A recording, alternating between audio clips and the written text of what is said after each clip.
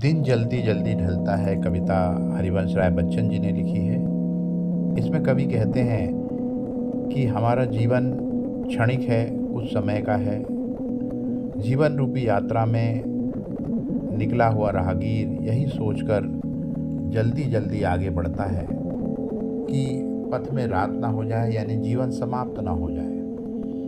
मंजिल यानी घर दूर नहीं है, यह सोचकर राही जल्दी जल्दी कदम आगे बढ़ाता है। थका होने पर भी वह अपने कदम जल्दी जल्दी ही आगे बढ़ाता है ताकि जल्दी अपने घर तक पहुंच जाए। उसे यह चिंता रहती है कि दिन समाप्त होने के पहले उसे घर पहुंचना है,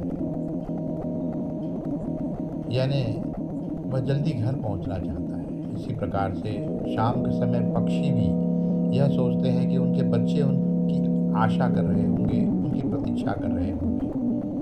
वे अपने घोंसले से निकलकर झांक रहे होंगे, कहीं इस प्रयास में वे गिर न जाए। यह ध्यान करते ही उनके परों में, उनके पंखों में चंचलता आ जाती है और वह तेज गति से उड़ने लगते हैं।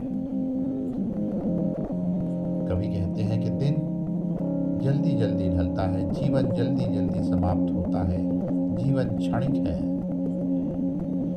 अंत में कवि प्रश्न करते हैं कि मुझसे मिलने को आखिर कौन व्याकुल है, कौन मुझसे मिलना चाहता है।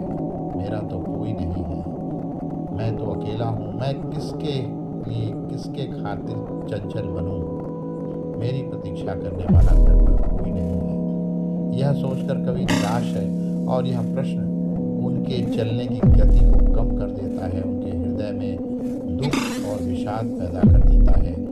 जीवन में आशा का होना बहुत आवश्यक है, क्योंकि हमारा जीवन क्षणिक है और जब हम आशावादी होकर आगे बढ़ते हैं तभी यात्रा पूरी